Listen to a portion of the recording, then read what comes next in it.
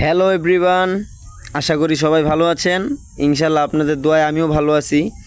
জীবনে লাইফে ফার্স্ট একটা ব্লগ করতে চলছি, তাও আবার এটা মুরাপাড়া কলেজকে নিয়ে এবং জমিদার বাড়ি, যেটা আপনারা জমিদার বাড়ি চিনেন। এখন বর্তমানে যারা মুরাপাড়া কলেজ হিসাবে জানেন, এটা ছিল আগে জমিদার বাড়ি। এই যে এটা ভাঙা বাড়ি, এখানে মনে করেন রাজারা থাকতো।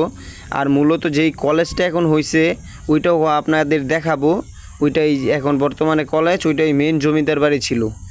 আর এই যেই সাইড, আর আরেক সাইড আপনাদের এখন দেখাবো না, ওই যে ওই সাইডটা, ওই সাইডের ভিতরে বলে অত্যাচার হইতো। জমিদাররা বলে চোর ডাকাতকে ধরে ওইখানে শাস্তি দিত, এটা আমরা শুনতাম।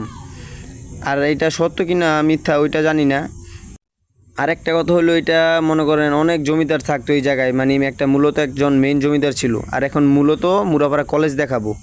এই সেই কলেজ, এইখানের ভিতরে মনে করেন এখন আগে ছিল রাজা জমিদাররা এইখানে রাজত্ব করতো, আর এখন আমাদের স্টুডেন্টরা করে, ঠিক আছে।